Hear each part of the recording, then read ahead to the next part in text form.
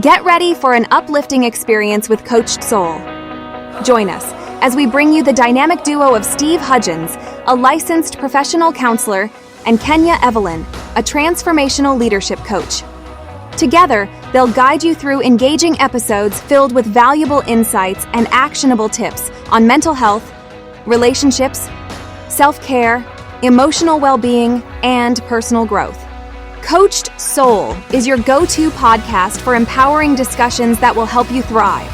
So let's get started and welcome our hosts, Steve and Kenya. Wow, I hated to end that last podcast last week, Kenya, but I know we do it to our listeners, and it's almost like watching a movie. You can't wait until the next one comes out or the next sequel to figure out what happens. And, you know, we are appreciative of our subscribers and we keep growing. Please pass it along. So grateful. We know it's Kenya and I do this on our free will, and our conversations are real.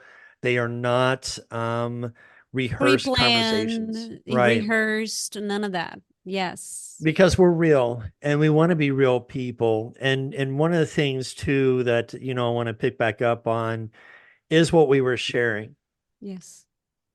Kind of expound a little bit about what you were sharing the last podcast last week and to carry it on to get us started. The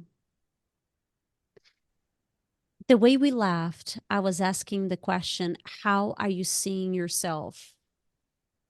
Are you looking at your outside partner, female or male, to complete you because you don't feel whole and you don't feel able to be in your wholeness? And I want you to notice not just what your conscious mind is going to say, because you know the right answer, right? Let's be worthy. I'm worthy. I'm whole. But the behavior, it's telling you what your subconscious mind, where trauma lives, what your nervous system is saying. Your behavior is decoding what you are creating consciously or unconsciously. So as we open up this podcast today, I just want to invite you guys to have pen and paper out, because I want to give you guys some tools to observe and not absorb. What if you would observe the informations around you that you are emitting versus absorbing and be in blame and victim, and therefore putting your armor in where nobody gets in, not even you. And you decide that this is it, that this is your golden ticket to the life of your dreams. And yes, I did say golden ticket. There is a beautiful movie out there right now. I enjoyed watching it. It was amazing. I think I have watched about 4 times now with my daughter. I mean, we're obsessed. She's also on a play in school. She's one of the Oompa Loompas. And the entire message of the movie, come on now, Steve, what is it? A world of pure imagination. Right. Oh, my heart. What would life be like if you use your imagination? You know, sometimes I think we've forgotten how to use our imagination. That's what, you know, one of my favorite things is Peter Pan, because it takes you back into that world of childhood and helps you to remember that childhood. And when I think about how we grow into understanding our wholeness, right? It's also embracing the good, the bad, and the ugly and being okay. And so Well,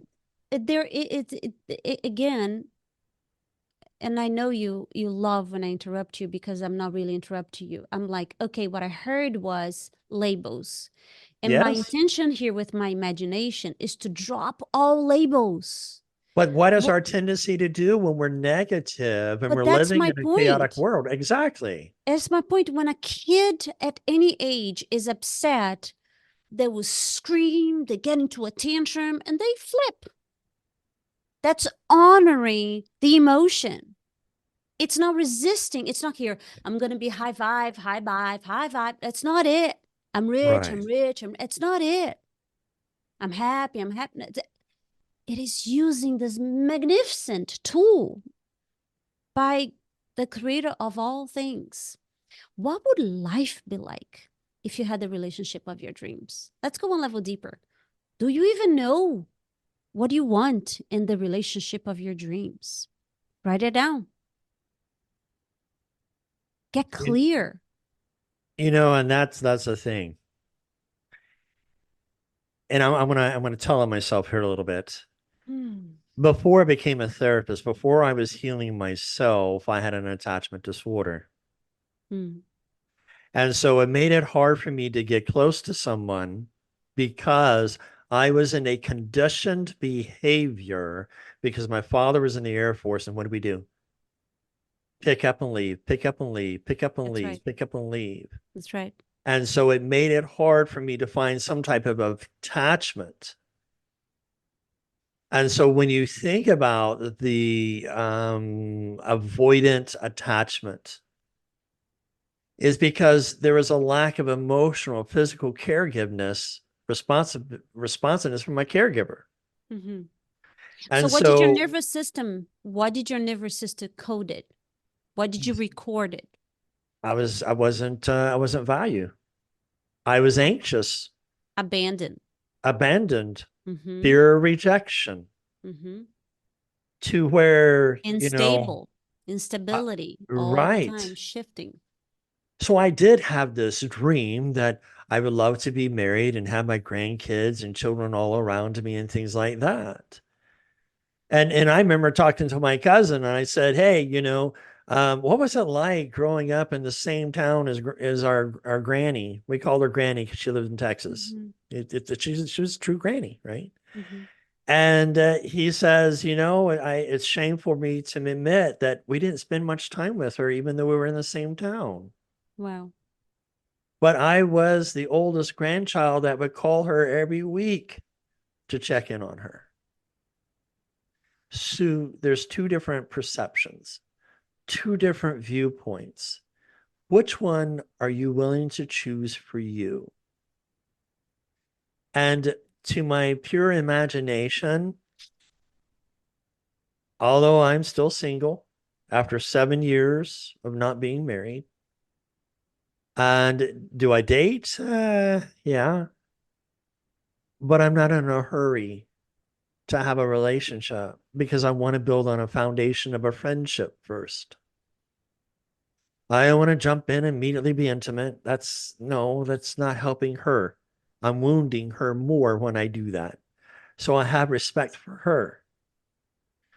So when I think about the pure imagination of my world, what is the healthiness that comes from a healthy world of imagination? Let's Are we look at our being children. Let's are we look at our being children. It's dismissive of our hurts when we do that, Kenya? I think we forgot playfulness. Oh, yes. Steve, come on now. This is not about right or wrong, good or bad. What emotion is okay, what is not okay. We're humans. We experience all of them. Why Right. would I sit here and say joy is good, patience good, anger is not good, and frustration definitely not. Those are all emotions. We get to honor as they show up, just like children. Mm-hmm. Look at children, look at nature. That's it. You can send me a check later. That's it. If we can imitate the rawness of our being, which is playfulness and lightness, and the communication, there's no perfect words. There's no abracadabra. Which words do I use? Let me write it down. This is not a sales pitch. It's an open heart conversation, first with yourself. First with yourself, then with others. Sometimes I think it's difficult to, how do I approach, because I don't want to be wrong. Who doesn't want to be wrong? The child I know, or right. or the wise man? Because the child doesn't care to be hurt, to be wrong. The child just want to express. The child, what does she Yes. want? You know, my kids want when I say stop and all right now, but mom, they just want to talk. Yes. They just want to express.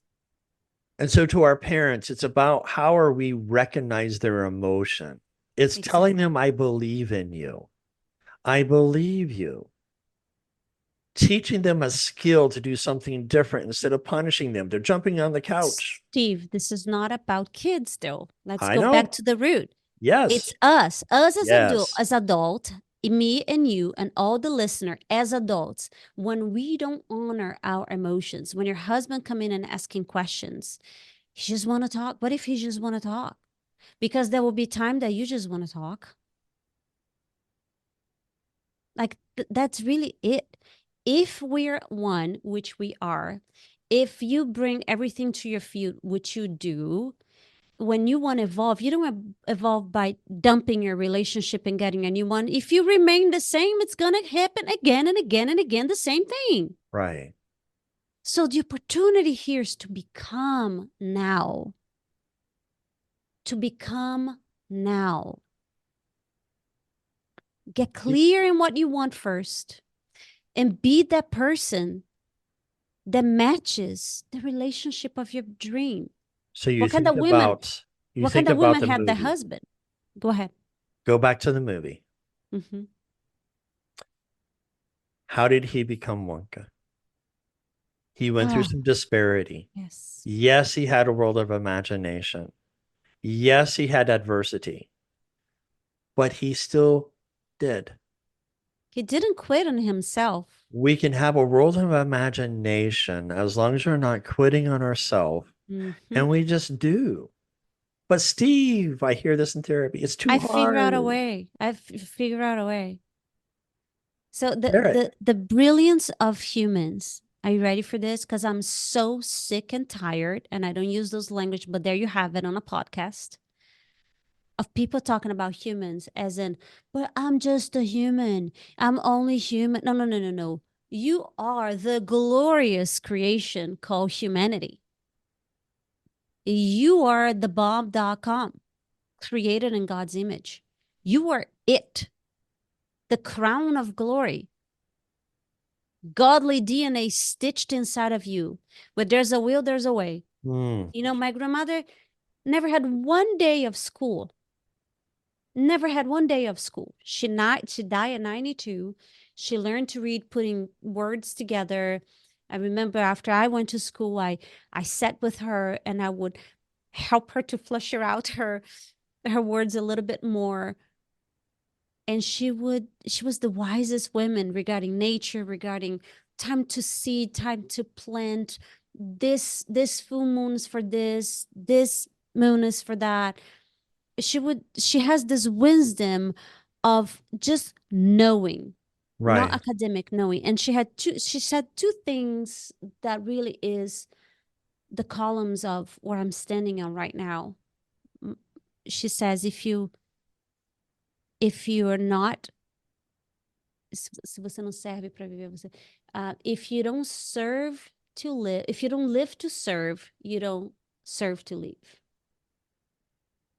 If you don't live to serve, you don't serve to live. And she would say, when there's a will, there's a way, in Portuguese.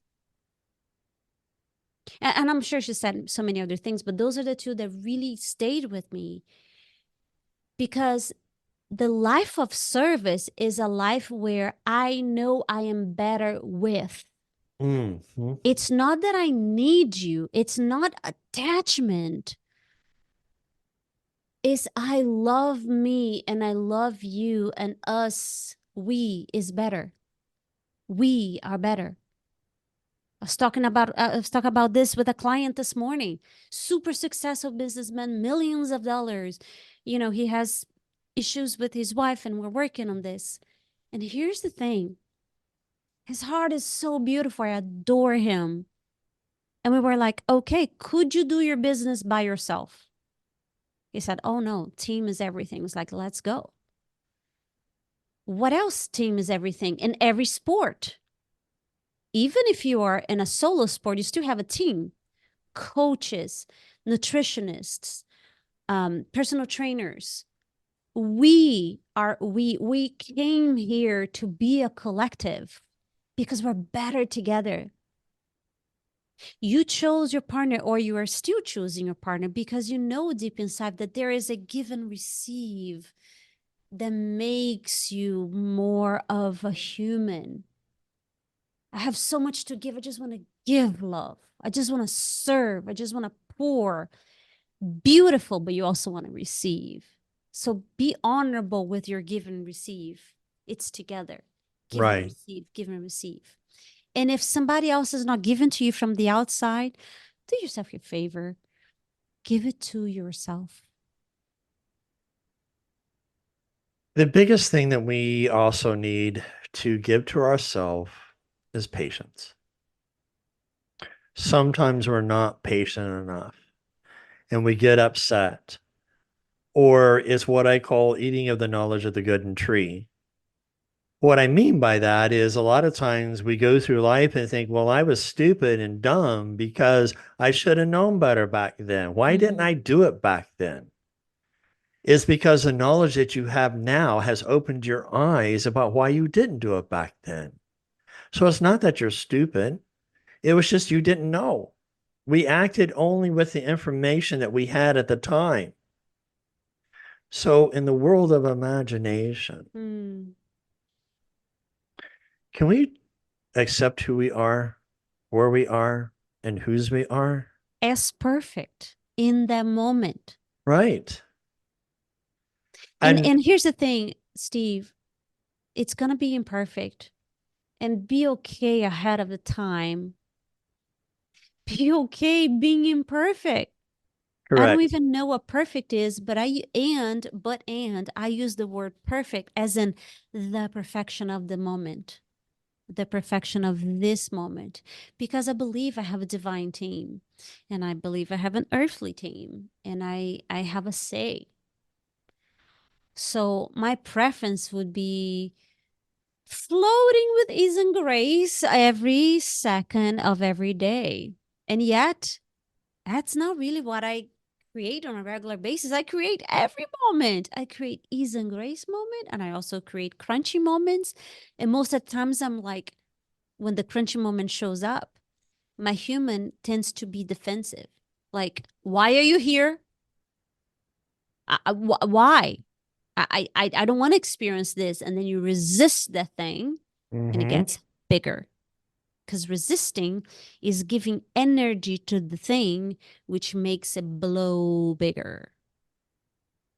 I say that to remind us, picking up on the patience, Steve, that in order for any motor to run, in order to have the give and receive, is a dance of flexing and straight. Flexing and straight. Isn't it how we walk? One goes straight and not. You need that dance. It's natural. It's in creation. It is. The other day I was driving to this beautiful street full of trees. Some of the trees were blooming like we're in the middle of spring. So beautiful. Some of the trees just had the little buttons, and some of the trees were dried, like they were dead, like they're still in winter. And what it dropped on me, and I noticed as I'm talking to my client, I said, do you think the trees are complaining or they're jealous, saying, why are you blooming ahead of me? I thought I was supposed to go first. Why am I going last? Right? Just look at nature. There's a season of blooming. There's a season of being. And it starts by you accept this moment just as is. Surrendering, trusting you and God that you're right where you need to be. You know, one thing that I haven't heard is that we need to look at ourselves in a healthy light, that we can be innocent. because oftentimes we're assigned labels, or we're oftentimes saying, well, you shoulda, you coulda, you hadda, and we feel guilty because of those feelings. But what if we just have the world of imagination? Mm. That is the invitation right there, Steve. Because if I can be kind to me, I can be kind to you. Mm. If I can love me, I can love you. The mirror here is life is going to happen either way. After 40 comes 50, after 50 comes 60, 70. It's going to happen. How do you want to? Do you want to by chance? Do you want to endure your marriage, or you want to have a blast? Come on now. What Right. do you want to experience? So remember that pen and paper. Write that down. What do I want to experience? What am I resisting on her? What am I resisting on him that is creating this pain? Because something about he or she, I think I'm not getting it. And it's creating that loopity loop of resentment, resistance, chaos. And maybe, just maybe, this is something you can give to yourself. How would fill up my own cup look like? Now, granted, I'm not saying if you are in an abusive relationship, raise your hand, drop us a call, drop us a text message. I mean, we have ways to get out. That's not what I'm saying. I'm saying, what is your mate? What is your person reflecting back to you about you? Because that you can stand up and recreate. You can recreate him. You can recreate her. You can only recreate you. It's your life. It's your responsibility. Back on January, leadership. It is your life. How do you want to tell the story? How are you using your imagination? When we think about imagination, I'm also coming up with a word because you hit leadership. And in leadership, we're always taught about vision. How are we going to be a visionary? What is that going to look like next year? What is it going to look like for 3 years from now? When we get into a rush of a relationship, the ooey gooeyness and the fun and the excitement all takes over. It's great to eat a dozen donuts. It's sweet to the lips, but hurtful to the hips, so to speak, right? Mm-hmm. And so it's taking in, what are we taking in? It's taking a pause, a moment. Where's the balance that I need to have in my world of imagination? My vision. I would like to answer that for me, right? Okay. I have some crunchy things around the house and it's spring and I get to have a cleaner garage. Come on now. All I right. get to have a cleaner corner here and there. I'm using material things as example, and in your life what you get to replace right now. And it's not about the amount of work that's gonna take, because my human saying, oh, shuki duki, when do I have time to blah blah blah, right? That's not what I'm talking about. I'm talking, what kind of energy, what kind of emotion can I bring as I recreate my garage? What kind of music can be playing in the background? Can I enroll the kids? Can I pay someone to help me? Would it be worth it to have it done faster on a weekend versus taking 30 days? You can recreate anything in your life. If you're still alive, if you're listening to this, I know you're alive. There is so much desire for your soul to be fully expressed. And I'll say that again. If there's so much desire, I can see that there's so much desire for your soul to be fully expressed. You get to say yes to you now. You're not a victim of anything. You get to use your imagination. You get to come back in time and feel her in and feel him in. And experience the joy now. Not when, Steve. Not when. Now. We're running out of time, and as we're thinking about this, when I take a big breath and I pause. I shift my focus from what I don't have to what I do have. And I stay in the contentment of joy of what I have so that I can stay in my world of imagination. I had a great lunch with a friend of mine today. We attend the same church, and he's a leader within the church. And so we had a great conversation. And it's about how I can use my doctoral degree for the betterment of the people within the church. So that in a world of our imagination, the church is not a judgmental place, at least where I attend. We have to stop judging ourselves first. There we go. And the world opens up better than what it really seems. Had somebody saying, well, aren't you worried? You know, I want a man that's going to protect me because of all this turmoil that's going to happen. And what if the United States falls and we're going to get into this? I need a man that's going to protect me. And I'm like, oh, wait a minute. You can protect yourself. Yeah. Do you want a jacket or do you want a human? Right. Like, really? And I say that with love. And it's calming our fears. Mm-hmm. Because a lot of times the fears doesn't help in a world of imagination. It's the black hole that sucks the joy out of where we are in our living. Final words and thoughts, Kenya? Yes. Honor your feelings, all of them, including your fears, to avoid and to shut down the fear and to fake that is not there makes it bigger. Bring the fear to the light, transmute it into faith. It's here, but I choose to be faithful. I choose to trust me and God in this oneness of alignment. I choose me. I choose to tap into the highest version of me, the one that is resourceful.